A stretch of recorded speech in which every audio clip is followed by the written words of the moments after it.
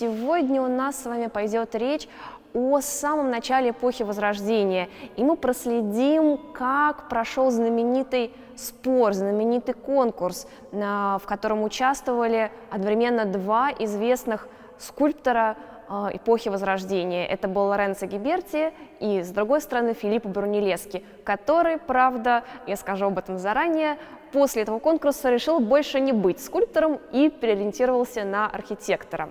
Так вот, мы с вами находимся в зале скульптуры раннего Возрождения нашего музея. Здесь представлены разные памятники, и сам зал был украшен изображениями центров ренессансной культуры. Это и такие города, как Венеция, и Сиена, и Орвьето недалеко от Рима, и, конечно же, Флоренция, которая была средоточием всей культуры эпохи Возрождения на ее раннем этапе. Вообще, конечно, нужно учитывать, что Италия того времени, 15 века, она была раздробленной, и она не существовала в текущем виде. В текущем виде она соберется гораздо позже, а на тот момент она состояла из разных государств, в котором в каждом была какая-то своя форма правления. Где-то, как в Папской области, главным был Папа Римский, где-то правила олигархия, где-то была монархия, а где-то, как раз во Флорентийской республике, была республика. И, в общем-то, Флоренция того времени, она была самым крупным городом не только на территории Италии, но и вообще одним из самых крупных городов мира. Там проживало целых 75 тысяч человек, что, в общем-то, примерно приближалось к населению, скажем, Парижа. И вот в это время, в 15 веке и в первой половине 16 века, мы определяем то, что происходит в Италии, все эти культурные процессы, именно как возрождение. Может возникнуть вопрос, почему мы выделяем эту эпоху, если, скажем, в истории нет такого понятия, нет такого разделения. Там сразу же после древнего мира и средних веков идет новое время. А вот в истории искусства мы выделяем эту эпоху, и причем не только в искусстве, но и в литературе. С литературой связаны такие знаменитые писатели, поэты, как Данте, Петрарка, Боккаччо, хотя они работали несколько раньше. А вот в изобразительном искусстве это 15 и первая половина 16 века. Эпоха короткая, всего лишь 150 лет приблизительно. Это гораздо короче, чем древний мир, который длился тысячелетиями, или даже средние века, которые насчитывают 1000 лет. Но, тем не менее, за это время произошла масса интересных вещей, и действительно все наши современные представления о том, что такое художник, что такое картина, что такое искусство, о том, как относиться к искусству, они во многом до сих пор определяются именно тем, что вот когда-то появилось в эпоху Возрождения. Почему же мы называем ее эпохой Возрождения, а не какая-либо другая? Дело в том, что это было возрождение античности, возрождение традиций древнего Рима, древней культуры. И, по сути, даже само понятие «средние века», эпоха, которая предшествовала Возрождению, она тоже появилась в эпоху Возрождения. Эти люди, оглянувшись на прошедшие столетия, увидели пропасть, которая отделяла их от их предков, древних римлян, и так назвали этот период длиной в 1000 лет, что это средние века между ними и древними римлянами. А сами себя они осознали как новые люди, у которых новое мышление, искусство которых расцвело и даже не только достигло уровня древнеримского, но и его превзошло. И, в общем-то, эпоха Возрождения, она часто отчитывается с такой даты, она, конечно, условная, но эта дата 1401 год, когда во Флоренции был объявлен конкурс на создание северных ворот для собора главного баптистерия, собора Санта-Мария-дель-Фьоре, соответственно, собора этого города, главной церкви. До того, чуть раньше, в XIV веке, уже были созданы южные ворота. Южные ворота были созданы скульптором Андреа Пизано, и нужно было создать им пару. Причем жюри и организаторы этого конкурса, они даже не посмотрели на то, что за год до объявления конкурса во Флоренции была настоящая эпидемия, и, в общем-то, город был не в лучшем состоянии, но, несмотря на это, они объявляют конкурс, и было несколько условий, которые были связаны с тем, что северные ворота были парными к южным. Во-первых, нужно было соблюсти точно такое же количество пластин, которые украшали бы ворота. Должно было быть 28. Во-вторых, каждая пластина, каждый рельеф должен был быть вписан в такую своеобразную форму, которая была очень популярна в средние века. Она называется квадрифолия. Это вот такой четырехлистник. Здесь эти рельефы видны по сторонам от меня. И это было не единственное условие.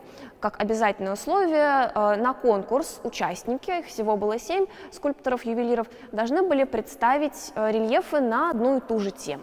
Это был сюжет из Ветхого Завета о том, как Авраам приносит в жертву своего сына Исаака по воле Божией, но потом в последний момент ангел является с небес и останавливает его перед жертвоприношением. Так вот, помимо сюжета, на самом деле строго было оговорено и количество персонажей, и состав персонажей, которые должны были присутствовать в этой сцене. И, в общем-то, они были таковы. Во-первых, конечно же, должен был быть в сцене сам Авраам, его сын Исаак, ангел, который спускается с небес, ну а еще должно было присутствовать двое слуг, ягненок и ослик, который запутался в кустах. Каждый скульптор справился с этой задачей по-своему, и несмотря на то, что участвовало 7 человек, на самом деле до наших дней дошло лишь 2 рельефа, которые были представлены на конкурсе. Эти рельефы принадлежали, соответственно, Лоренцо Гиберти с одной стороны и Филиппо Брунеллески с другой стороны. В общем-то, они были признаны комиссией как наиболее выдающиеся, наиболее интересные, но у них был ряд отличий, которые определялись характером каждого скульптора и его художественными задачами. Ну, во-первых, в случае с Брунеллески можно заметить, что композиция строится на основе двух ярусов. Это нижний ярус, это верхний ярус, где происходит жертвоприношение. И сама по себе она в каком смысле пирамидальная. Она представляет собой треугольник, вписанный вот в эту форму квадрифолия. Форма достаточно четкая, мы тем самым можем очень хорошо прочитать эту сцену. И сцена эта необыкновенно драматична. Брунеллески изображает не просто момент жертвоприношения, а он изображает его кульминацию, решающий момент, когда ангел буквально явился с небес и прямо рукой останавливает Авраама и прекращает этот процесс. И мы буквально чувствуем боль Исаака, его страх, он скорчился на алтаре. То есть действительно уровень драматизма в случае с Брунеллески крайне высок. Если же посмотреть на рельеф Лоренцо Гиберти, мы увидим совершенно другую ситуацию. Гиберти не интересует психологическая подоплека этого сюжета, его не интересует страх, боль и тревога, его интересует красота, грация, изящество, и не случайно эта композиция гораздо более уравновешена, нежели работа Брунеллески. Ее разделяет по диагонали силуэт скалы, из-за этого она кажется очень гармоничной, разделенной на две части, и даже с правой стороны прилетающий ангел, он не касается руки Авраама, он только является с небес, как будто бы нежно извещает его о том, что нужно прекратить жертвоприношение, и Исаак не кажется человеком, да, ребенком, которого приносят жертву. Это некий героический персонаж, который, если и умирает, то умирает с большим достоинством и действительно с благородством. Это особое изящество и фигур, и благородство сюжета, его возвышенность его передачи. Все это резко отличало Гиберти от Брунеллески. И изящество особенно было отмечено комиссией и жюри конкурса.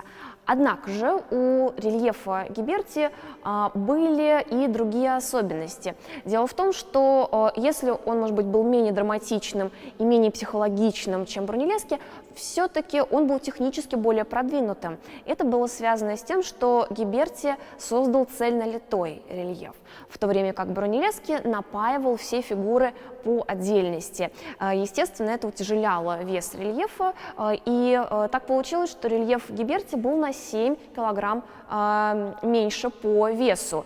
Это один рельеф, а если всего предстояло сделать 28 таких пластин на воротах, естественно, экономия материала, экономия бронзы, а также позолоты была довольно солидной. В этом смысле, конечно, техническое совершенство рельефа Гиберти особенно было оценено комиссией.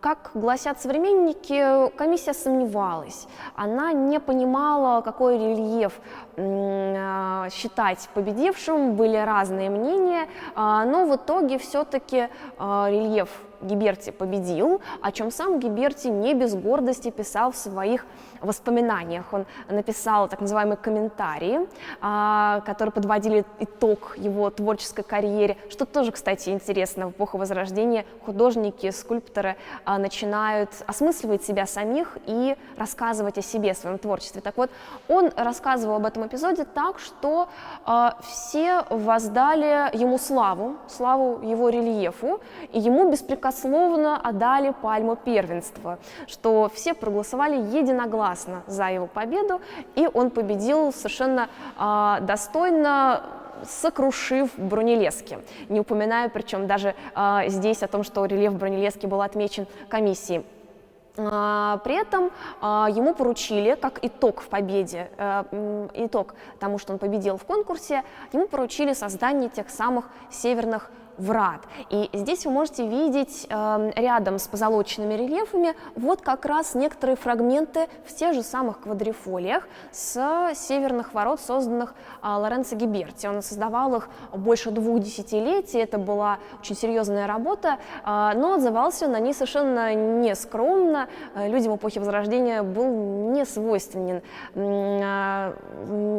была скромность и какое-то сдержанное отношение к трудам и к своему творчеству, и он сказал, что эти рельефы сделаны им с огромным мастерством, что, в общем-то, было правдой, но отражало очень хорошо психологию человека эпохи Возрождения.